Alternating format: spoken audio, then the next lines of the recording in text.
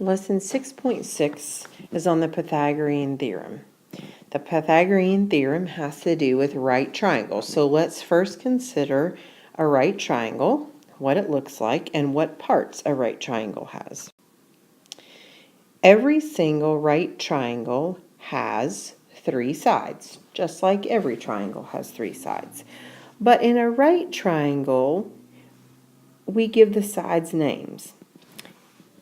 In a right triangle, if you locate your right angle, there are two sides that touch that right angle.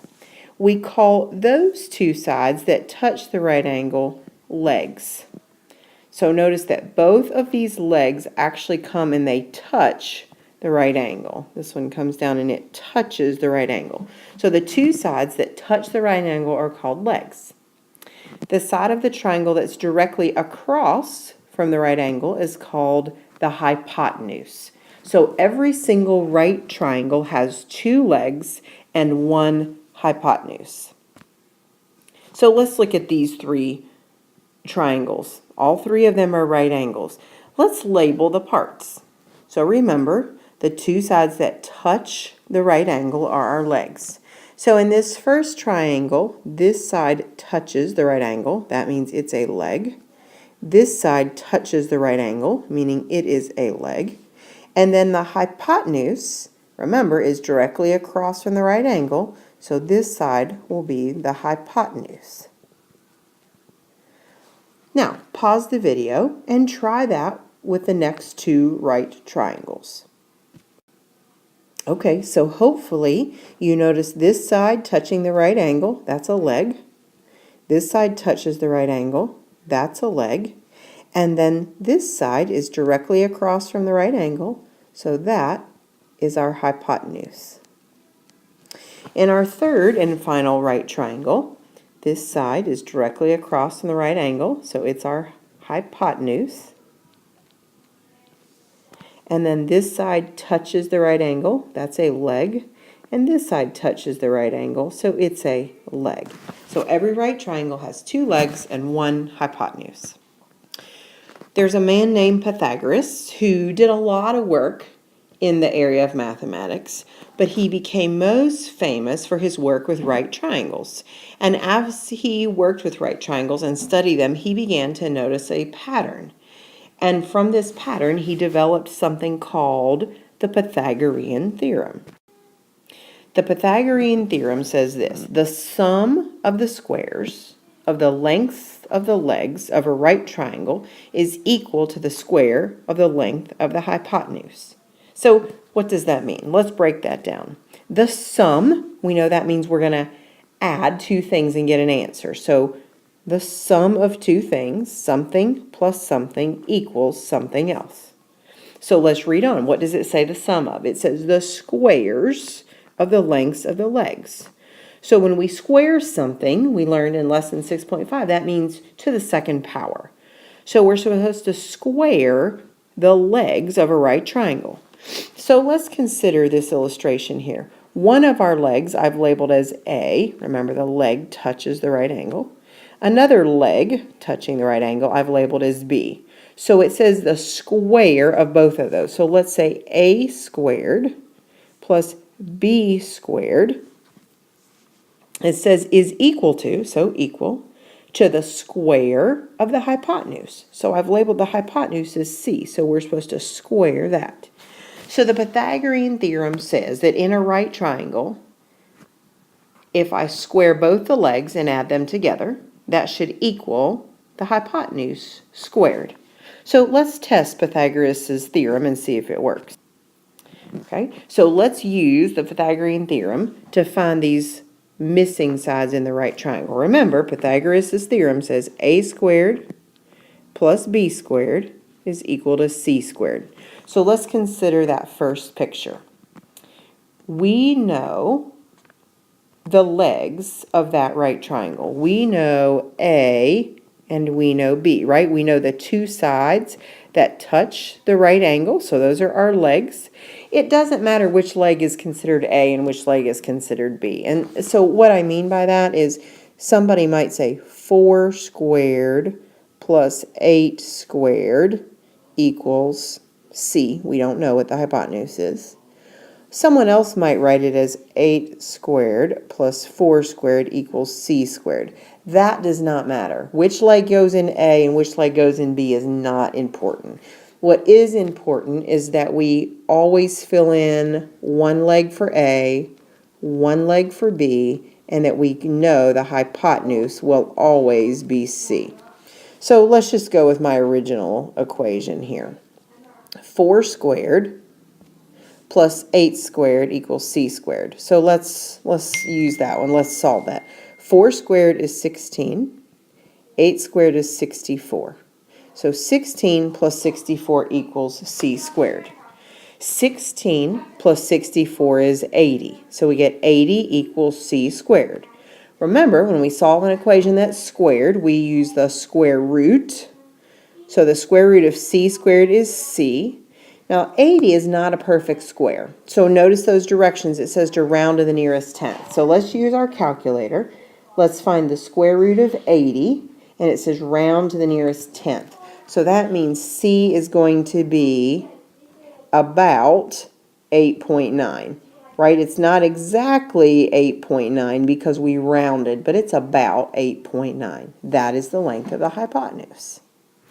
Let's try that with this other picture. Again, we know the legs. 3, that side touches the hypotenuse. This side 6 touches the hypotenuse. So those are our legs. So let's fill that in for A and B. We can say 3 squared plus 6 squared equals c squared. 3 squared is 9. 6 squared is 36. So 9 plus 36 equals c squared. 36 plus 9 is 45, so 45 equals c squared. Let's take the square root on both sides, and we find out that when we get the square root of 45, again, it's imperfect, c is about 6.7. And I'm rounding to the nearest tenth just because that's what the directions say. Now, let's look at the bottom. It says find A and B. Let A and B, represent the lengths of the legs of the right triangle, and let C represent the length of the hypotenuse. Find the unknown length. So again, A and B are our legs, C is the hypotenuse. So let's set up this one.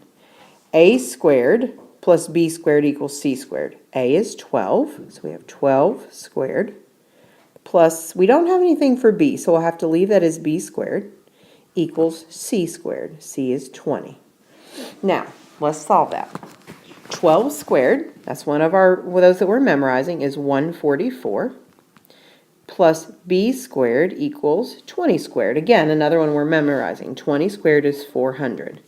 Now, let's solve that equation by subtracting 144 from both sides, so that we end up with b squared equals 256. To solve, we take the square root on both sides, and we find out, or hopefully we remember, since this is one of those we're memorizing, the square root of 256 is 16. B equals 16. Now, what if I want to check that? Could I do that? Yeah, let's plug it back into the Pythagorean theorem. Let's see if 12 squared plus 16 squared equals 20 squared. So 12 squared is 144. So let's just jot that down. 12 squared is 144. 16 squared is 256. If we've solved correctly, those two numbers added together should equal 20 squared, which is 400. So just check that on your calculator. Is 144 plus 256 400? Yes, so we know we've solved correctly. Now I want you to try this one here. I want you to try finding B as the missing side. And when you submit to Seesaw, would you please highlight your answer for this problem? Now, we talk about the converse of the Pythagorean theorem, and what that simply means is we are given a right triangle, we are given 3 sides, and it is our job to test those 3 sides out to see if we truly have a right triangle. So for example, in this first image, we have the legs as 6 and 8, and we have the hypotenuse as 9. So Pythagoras says that the 2 legs, 6 and 8, 6 squared, plus 8 squared should equal 9 squared if that's a true right triangle. So let's see if it works. 6 squared is 36. 8 squared is 64. 9 squared is 81. Is 36 plus 64 equal to 81? No, 36 plus 64 is 100. 100 does not equal 81. So this is not a right triangle. It is not a right triangle. Okay, let's see about the one on the bottom. We have the legs as 6 and 8. So 6 squared plus 8 squared equals 10 squared. Remember from above, we did 6 squared is 36, 8 squared is 64, and 10 squared is 100. And we know from above that 36 plus 64 is 100, so 100 does equal 100. This one is a right triangle. The Pythagorean theorem worked, proving that this is a right triangle. Let's test the last three numbers given to us. A is 3, so we have 3 squared plus b squared, 7 squared equals c squared, which is 9. Let's see it, let's test it. 3 squared is 9, 7 squared is 49, 9 squared is 81. 49 plus 9 is 58. And we know, of course, that 58 does not equal 81. So this is not a right triangle. We can always use the converse of the Pythagorean theorem. That just simply means we have all three sides, we're plugging all of them in, and we're testing to see if it really creates a right triangle.